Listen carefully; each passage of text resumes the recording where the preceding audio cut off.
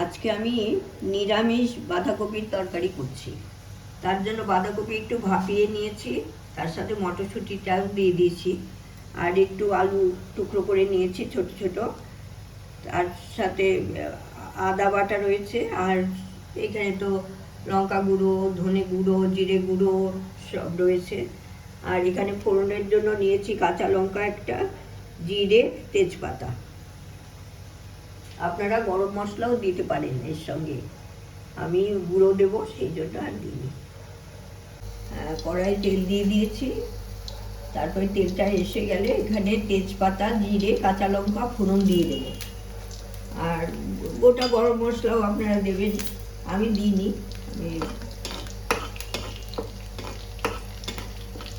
এটা একটু নাড়াচাড়া করে তারপরে আলুটা দিয়ে দেবো, ডুমো করা আলুটা দিয়ে ভেজে দেবো।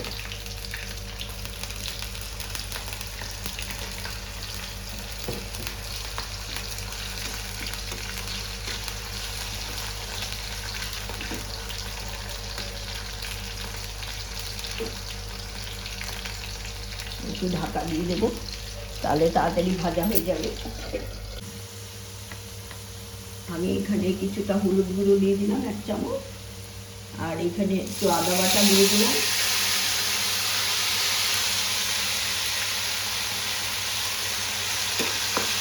আদা দেওয়ার আগে একটু হলুদ দিয়ে নিলে শুকিয়ে যায় কম।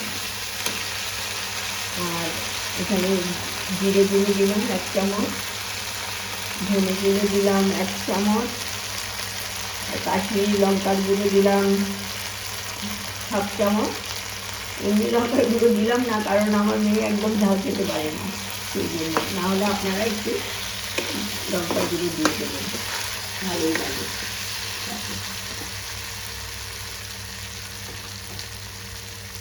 এটা তো কষা হয়েই গেছে। এইবার আমি ওই সিদ্ধ করা ইয়েগুলো, কপি, মটরশুঁটি, এগুলো দিয়ে দিচ্ছি মশলার মধ্যে। এবার কষে নিয়ে,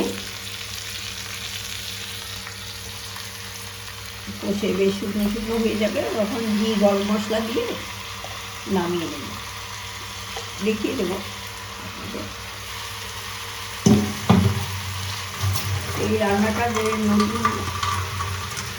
এই রান্নাটার সুবিধে হবে যারা নতুন সংসার করতে গেছে তাদের। আপনারা তো সবাই করেনি, যারা প্রথম অল্প বয়স তারা এটা করে নিতে পারবে তাড়াতাড়ি করে।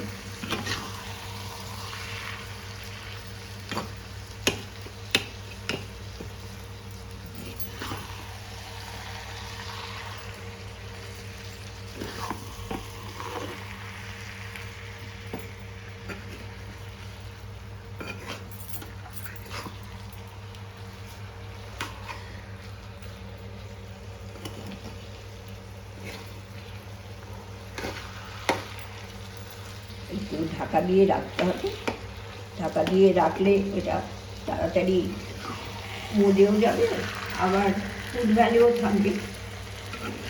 নাহলে ঢাকা করে রাখলে খাদ্যগুলো অনেকটাই নষ্ট হয়ে যায়।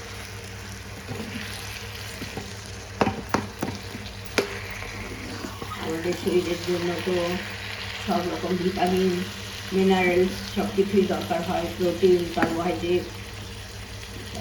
সেই জন্য সেই খাদ্যগুণগুলোকে বজায় রাখতে হলে একটু ঢাকা দিয়ে কম মশলায়, কম তেলে একটু রান্না করতে শরীরের পক্ষে খুবই ভালো।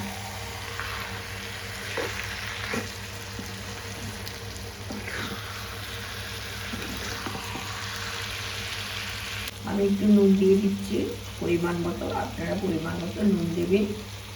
আর চিনিটাও দিয়ে দিলাম। আর তার মাঝখানে আমি একটু টমেটো ছিল না, সেই জন্য টমেটো কেচাপ দিয়েছি, আপনারা টমেটো কুচি করে দিয়ে দেবেন। তারপরে এটা বেশ মজে যাবে। ঢাকা দিয়ে দেবো আমি এখন। মজে গেলে ঘি, গরম মশলা দেওয়ার সময় আবার আপনাদের দেখিয়ে দেবো। হ্যাঁ, এটা তো হয়েই গেছে। এখন আমি গরম মশলা গুঁড়ো দিয়ে দিচ্ছি, শাহি গরম মশলা, সানরাইজ কোম্পানির শাহি গরম মশলা আমি ব্যবহার করি। আর এইখানে আমি ঘি দিয়ে দিচ্ছি। কিছুটা ঘি দিলে বাঁধাকপির তরকারিতে একটু ঘি গরম মশলা না দিলে ভালো লাগে। এটা গরম ভাতের সাথে ভালো লাগবে, পরোটা, লুচি, রুটি সবের সাথেই খুব সুন্দর লাগে খেতে।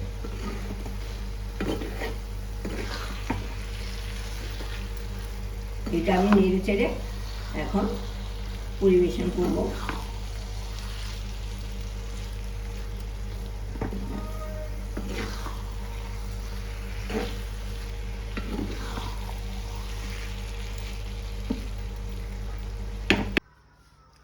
বাঁধাকপির তরকারি নামিয়ে পরিবেশনের জন্য নিয়ে এসেছি। আপনারা এইরকমভাবে করবেন, যারা নতুন সংসার করছেন তাদের পক্ষে আশা করি একটু সুবিধা হবে। আর আমার এই ভিডিও দেখবেন, লাইক করবেন, শেয়ার করবেন, কমেন্ট করবেন, সাবস্ক্রাইব করবেন, আমাকে সহযোগিতা করবেন। ধন্যবাদ।